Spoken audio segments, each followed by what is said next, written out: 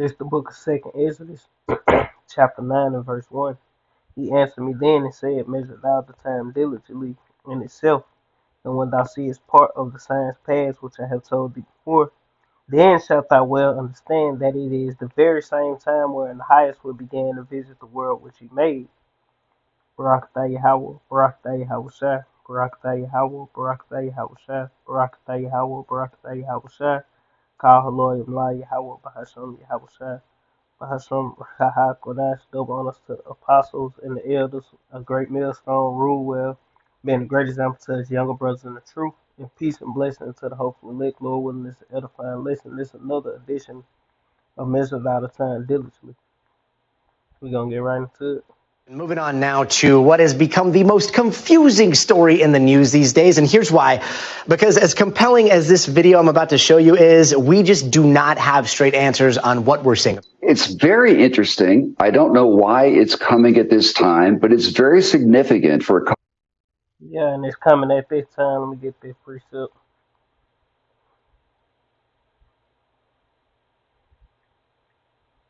Which the chariots, what they are looking at and trying to figure out are the chariots of the Lord.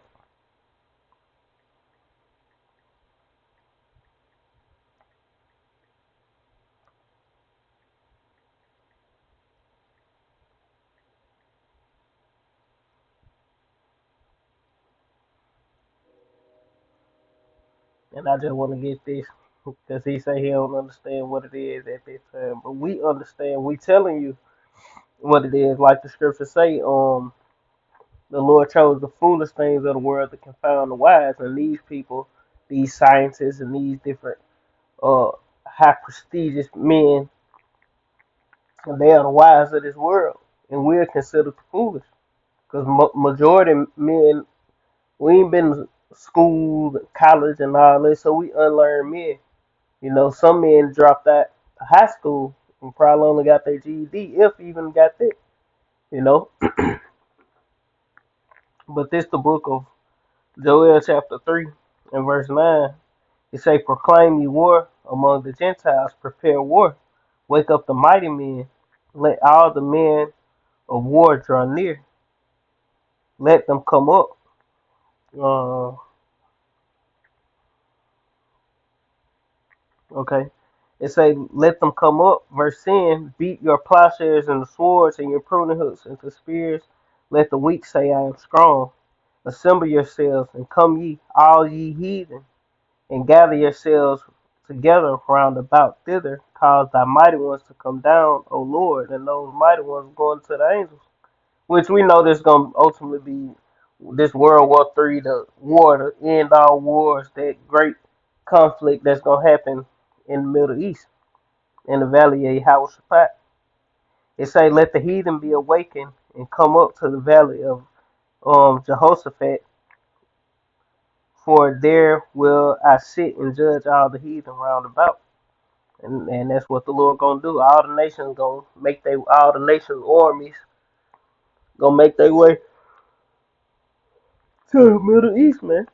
But the point of this is what they saying these area phenomena that they saying are the chariots of the Lord, man. You know, and they always been around. This ain't a new occurring thing in this age that we living in. No, the chariots all throughout the scriptures, and they always been around.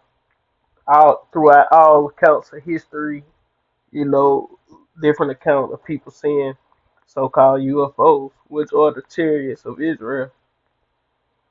couple of reasons. This will help the public understand what our military personnel are encountering all over the world. We're getting on the Defense Department side 50 to 100 reports per month. And this is happening globally. It's happening overseas. It's happening off the East Coast and the West Coast. We're back now with a story that got us all talking and thinking today. It's a fascinating new study about the mysteries of death. What happens to our brains and bodies, and what it might really be like to die. And in other news, DMT. Like, let me get these two precepts.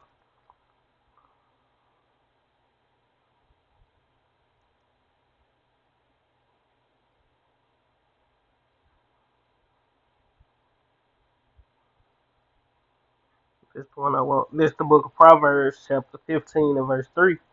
It reads, "The eyes of the Lord," going into the area phenomena that they speaking at, "are in every place, beholding the evil and the good." And that's what those chariots doing. You know, they are doing the bidding of the Lord throughout the earth. You know, the different chariots. So they are different chariots on different missions. Some chariots just watching over brothers. Some chariots coming and or playing on the minds of certain men to do certain things. You got some chariots coming and collecting the prayers of believers. You know, basically they all on different missions. Put it like that. And it's thousands upon millions of chariots, man, throughout the earth at all times, man.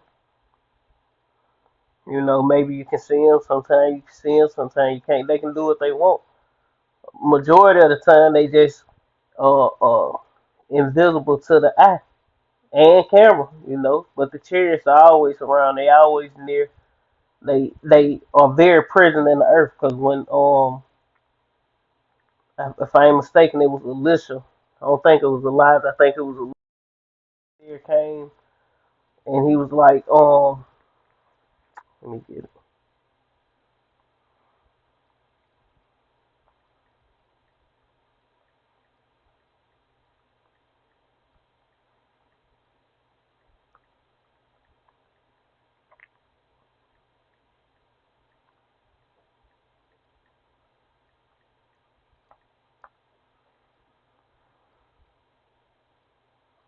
Yeah, it was Elisha. This the book of Second King, chapter 6 and verse 16. It reads, and he answered, "Fear not, for and he answered, Fear not, for they that be with us are more than they that be with them." And Elisha prayed and said, "Lord, I pray thee, open his eyes that he may see."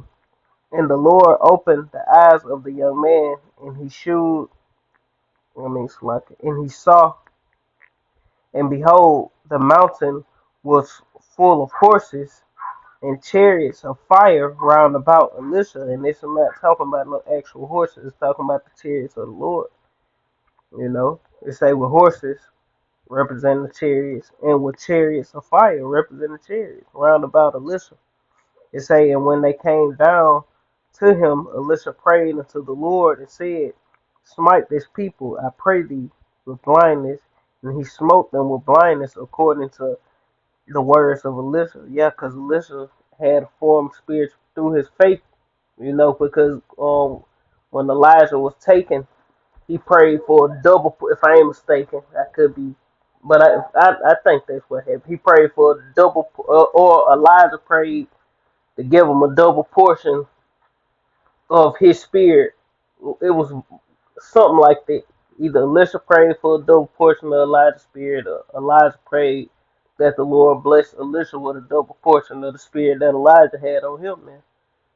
You know, and he through faith, you know, and the belief in Yahweh Shem Yahweh, he was able to pray, and things happen on you know.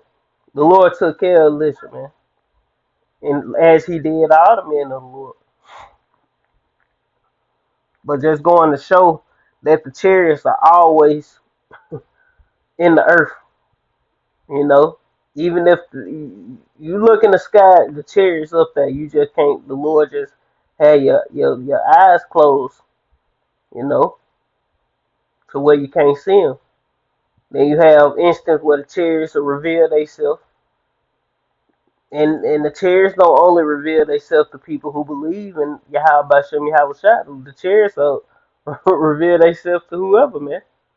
Why you got all these different videos out throughout the earth? People pull their phone, chariots reveal themselves. People pull their phone out, record it. You know, the chariots know they know, you know, they are powers, man. They know they being recorded and all that. They know you know, it's a spectacle and people trying to figure out what they are. You know, they got different cameras, like different lenses. If you look in just with the plain naked eye, you won't see the chair. But if you put a certain lens or camera up, you can see the chair. You know, or the chair can cloak itself to where that can't even see it. But sensors or something to detect it. Or it can cloak itself to can't nothing detect it. And it just around, but nothing can pick it up. Nothing can detect it. Nothing can see it. You know. This the book of Amos, chapter 9 and verse 8. It reads, Behold, the eyes of the Lord are upon the sinful kingdom, and I will destroy it from off the face of the earth, saving that I will not utterly destroy the house of Jacob, saith the Lord. And hey, at the end of the day, we know the sinful kingdom that the Lord gonna destroy off the face of the earth is America, Babylon the Great is gonna be destroyed. But it ain't gonna be destroyed completely. It's just gonna be turned to a desert, made a memorial, But that ultimate sinful kingdom is Esau, Edom ruling his power in the earth, because Esau ruled the whole earth. The earth was given into this man's hand. The earth was given into the hands of the wicked. He covered the face of the judge thereof, not where then who is he? Or Job 9:24. That was Esau Edom. He has rulership and jurisdiction over the whole entire earth, man, because the Lord gave it to him, man. You know, and that's why they send these chariots all over the earth, because Esau is going to be removed out of power all throughout the earth. No, that nigga ain't gonna be ruling in a little piece of a land when the Lord could. No, this whole system is going to be taken and thrown down, man. No heathen will be ruling. Esau finna go down, and all the other heathens gonna go down with him, man. And only the Lord Yahweh Ba'ashem Yahweh Shai and the Israelites, why Yasha'Allah gonna be reigning in the earth in that day, man. Ain't gonna be no other religion. None, all that's finna be put out of the earth, man. All wickedness, all idolatry, all falsehood, so to speak. It's finna be rooted out the earth, man. At the return of Yahweh Shai, man. And he gonna come back in those little, it's gonna be an area phenomenon when the Lord return, and he gonna have these UAPs with him, a UFO, UAP, whatever they want to call them, man. Recreational psychedelic drug is the subject of a study and criminal pursuit by the DEA.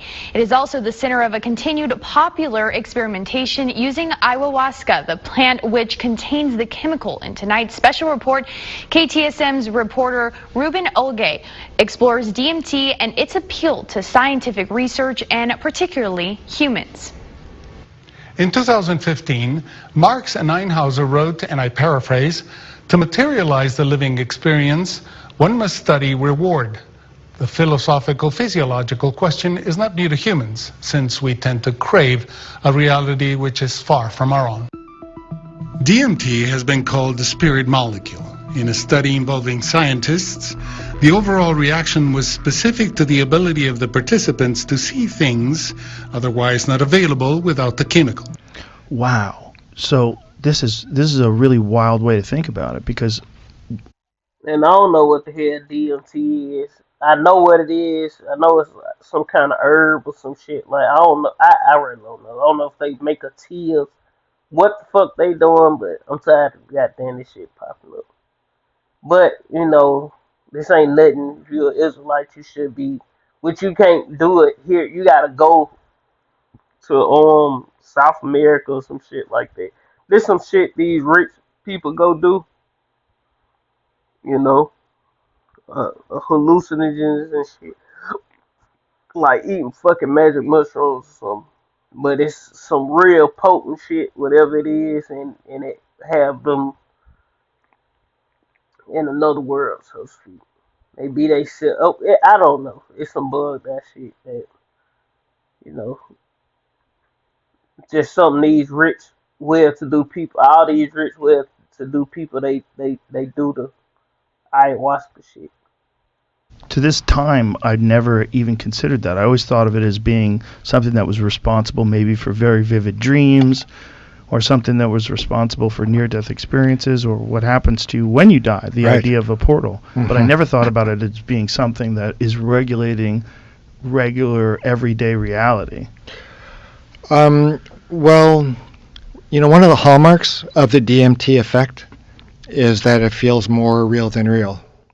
The Cincinnati writer's heart stopped for several minutes in the hospital in 2004. And I could see everything, feel everything, hear everything, even though I know now I was medically dying. I felt an overwhelming rush and almost a pressure being pulled, like almost like a force field being pulled back into my body. Then I woke up and saw the doctors that I had been seeing working on.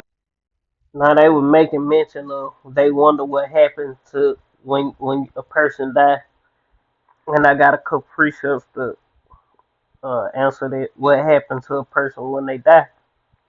This Ecclesiasticus chapter 3 and verse 21. This is the simple uh, breakdown of what happened to a spirit, a person once they die. Because the person, your person is your spirit. Let me put it like that.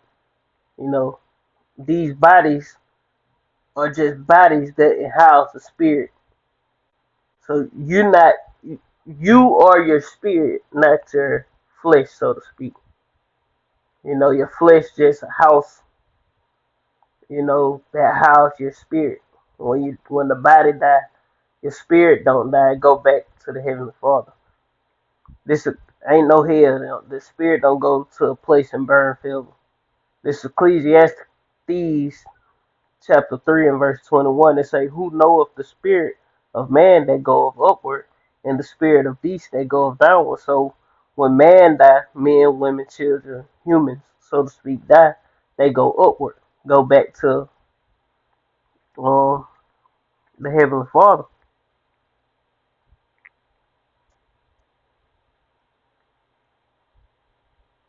It say, in the spirit of beast that goeth downward to the earth, and when a beast die, is reborn through another beast, so to speak. For instance, a dog. If a dog died, gonna come back through. You know, it is what it is. A dog. Cat, same thing. They die, they come back.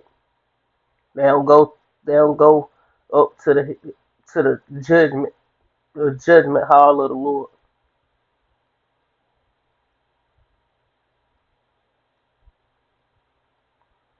Uh, this is the book of Ecclesiastes 12 and 7. It say, then shall the dust return to the earth as it was, meaning the body. When you die, your body go back to where to the earth. It say, and the spirit shall return unto Yahweh who gave it. Yeah, so the life, when a man die, his spirit go upward, because the spirit of the Lord gave everything a spirit. Everything has spirit, but man, humans, you know, people, you know, the human race, the human beings, the nations, you know, the Israelites and all the rest of the nation, when you die, your spirit go to the Heavenly Father. It don't go and burn under the earth. It go upwards to the Lord who gave it. And the body go to hell, so to speak, to underneath the earth. And from that's why they say ash to ashes, dust to dust. When you die, you go back to your body gonna turn back to its original state, just like a fruit. A fruit, when it die, a tree, anything, it decomposes back to its original state. You know, back to dust and elements, so to speak.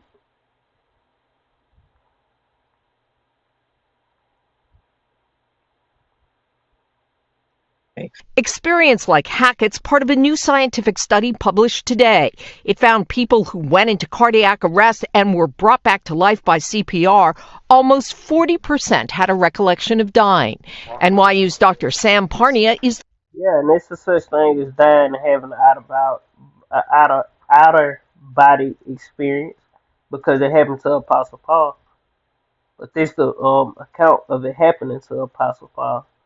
This Second Corinthians chapter 12 and verse 1. It say, "It is not expedient for me, doubtless, to glory. I will come to visit. I will I will come to vision to I will come to visions and revelations of the Lord." Verse 2, it say, a man I knew a man in Christ, which means the anointed. I knew a man in Hamashiach. That's what the Hebrew word for anointed, Hamashiach, about 14 years ago. Whether in the body, I cannot tell, or whether out of the body, I cannot tell. God knoweth such in one caught up to the third heaven. He wasn't in his body. He was it was an out of body experience. He was called up to the heaven to heaven. It say, and I knew such a man, whether in the body or out of the body, I cannot tell. God knows. It say how that he was caught up to paradise and heard unspeakable words, which it which it is not lawful for a man to utter. But the point being, he was having out of body experience. If I ain't mistaken, it was when he got kicked off the horse or something like that. It was an account of him dying. 'Cause I think Apostle Paul died more than once. I know for sure he got threw off the horse, and he I think it fucked him up, and he died. But the Lord put the spirit back in him. That's when he said, "Saul, Saul, why persecuted thou me?" And I think it happened again. I think he got stoned to death, if I ain't mistaken. You know, so Lead researcher. We found signs of normal brain electrical activity that is consistent with the types of things that we all have when we're fully conscious. Because like my early 20s, I had so much potential and things moving, but I also just wanted to go out and travel and live life and do my thing. And the psychedelics were like this whole new thing to explore. But anyway, so about 3 years later, I had combined mushrooms and something else, but no, smoking weed. And I had like a bad trip from it. And I never had a bad trip before. I was always so confident, so sure of myself. And then something just clicked. I was at a party and all of a sudden it felt like I was just astral projecting out of my body. As woohoo and crazy as that sounds, I was like looking down at myself at the party. And I was like, wait, where am I? What am I? And just so much fear and panic filled myself. And it was just for like 2 or 3 hours, I was in a terrible state. like, and there's certain herbs that'll have you in that uh, uh in that state to where you you get to and you'll tap into the wrong realm, man. Fucking with that shit, playing with all those different, and that's what witches and warlocks do. They tap into the on the left hand side, fucking with different potions and mixing up different herbs and different things, and have you on a higher vibration, so to speak. And when it was over, it was just like that. I was back to normal. But for like the 2-3 months after that, I had this weird lingering feeling of like depersonalization, of being like disconnected, unsure. Everything just felt foreign. Like even my own thoughts, my looking at my hands, the world around me. It was like, you ever seen that movie, The Truman Show? Yeah. Okay. Where like he doesn't know, but he's like on a big movie set, but that's his life. It felt like that for a little bit. And it was the strangest feeling ever. But if you're very happy, then you're like, oh no, it's okay. You feel love, you want to help those around you. This feeling of depersonalization is like everything's been flipped upside down and nothing is recognizable. You don't even feel human. You don't know if you're awake or dreaming. This is weird illusion. And it's all thought based. So I looked into this a lot when it happened to me, and some call it psychosis, some call it depersonalization, but it's just a big disconnect, and your body has a lot of fear and panic, and it doesn't know what to associate it with because nothing's wrong, but it feels like it's in danger. Because it's a godlike experience. Like you're experiencing like some sort of uber powerful entity, some or uber intelligent entity, something beyond any if we just looked at humans and thought of the evolution of human, one day we'll get to this. We're not going to get to that. That is a different. It seems like it's so beyond the body. Well, does it go through the whole body? Yeah, but it's metabolized so quickly that, by the time it gets into the blood that you're drawing, the concentrations are pretty minuscule. Wow. What a sneaky molecule. Well, you have to wonder what it's doing, right? Right. What is it doing? What is endogenous? What's the function of it? There's the possibility we have a DMT neurotransmitter system like serotonin or dopamine, in which case, what is it doing? If you look at near-death experiences, the people who describe them fairly consistently. It's the exact same experience. You've just decided it's not real. And you've decided it's not real because you're putting it in this category of hallucination. Like, what does that even mean? What does that even mean? You're actually having that experience. I don't know what it is. I mean, I like to play devil's advocate, and I like to think that maybe I'm messing with my own head, and maybe I'm just like, it's like well, through doing what? Looking at it like maybe it's just my neurochemistry going bonkers, and interacting with my visual cortex could produces hallucinations. Mm-hmm. But it doesn't feel that way. That's why I'm trying to figure out if you're bullshitting yourself when you're over there, or if you really are over there. But what I tell people is it's the same experience. Yeah. What difference does it make? What? Yeah. Yeah. It's previously invisible. Yeah. And it contains information. And we just came across a very odd, very under the radar release of some videos and documents that I've been trying to get for years. Now, with no explanation, all of a sudden, Customs and Border Patrol has released 10 videos from what looks like forward-looking infrared cameras from different incidents, and an odd 380-some pages of reports, news clippings, and emails about people at CBP talking about UAPs. But there is a lot redacted, so it's hard to understand exactly what's going on. I just want to show it to you so you can be left with the same questions I've been trying to get answered. What we're seeing here is allegedly from Aguadilla, Puerto Rico. And back in 2013, a CBP aircraft spots this thing that you're seeing right there in the middle of your screen flying over the airport, tracks it for several minutes.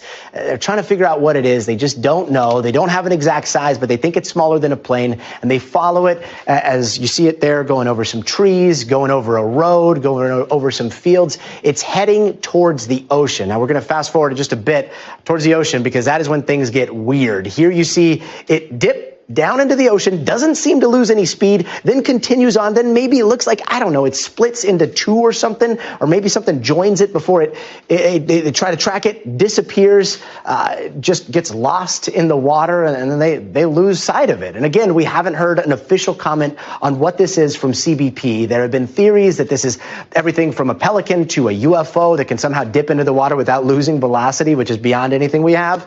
So what it is, we don't know, but it is weird. And it's quite Yeah, we told you what it was. This the book of 2 Chronicles, chapter 16 and verse 9. It say, "For the eyes of the Lord run to and fro throughout the whole earth, to shew himself strong in the behalf of them whose heart is perfect toward him." So this is the Lord allowing the angels to run to and fro throughout the earth to show themselves strong before Lord willing us, man, whose heart is perfect toward him.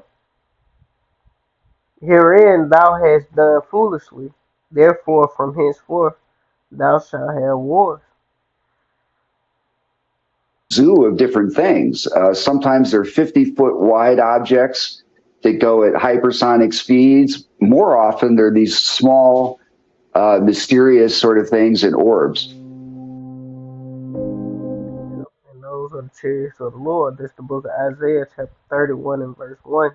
It say, "Woe to them that go down to Egypt," Egypt being America, "for help, and stay on horses, and trust in chariots," going into Esau's military, Esau's carnal means of safety, as a carnal means of safety and protection, because they are many, and in horses because they are very strong, but they look not unto the Holy One of Israel, neither seek the Lord Yahweh. Yet he also is wise and will bring evil. and will not call it back, and will not call back his words, but will arise against the house of evildoers and against him that worketh iniquity. Verse 3, it reads, For the Egyptians are men and not God, and their horses flesh and not spirit. And their horses flesh and not spirit. When the Lord shall stretch out, uh,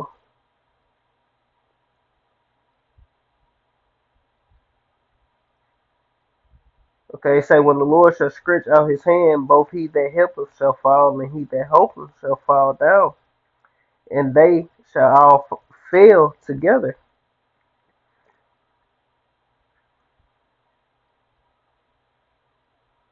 Yeah, and that's pretty much the point. Going into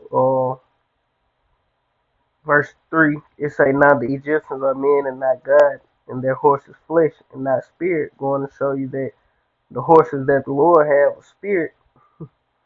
You know, they're they ain't carnal, so to speak. It's of another fashion. That's why they can fly at speeds that can't be explained. That's why they can go underwater. That's why they can split. Join together, disappear, reappear, go into a volcano, go to the sun, go out of space, come back in space, go back out of space, go to another planet, go, in the hurricane, tornado, whatever. They can do all those things. Why? Because they are spirit, and not fleshly horses. They ain't gonna wreck, you know. They ain't gonna get lost. They ain't gonna run out of gas, But that's pretty much the point, the chariots of the Lord are here, you know, and people ain't lit up on I don't know why they put that ayahuasca. People ain't how ayahuasca when they see these chariots or whatever for no goddamn mushrooms. No, people actually seeing the chariots of our salvation, man. So with that, Lord, when this edifying, I want to end it giving all honor and glory once again to Yahweh, Bahasham, Yahweh Shai, Bahasham, Haha Kodash, double honors to the apostles and the elders, the great millstone, rule well and the great example to his younger brothers in the truth. Peace and blessings to the whole flesh. Shalom, Kwam Yasha Allah and above, Shalom.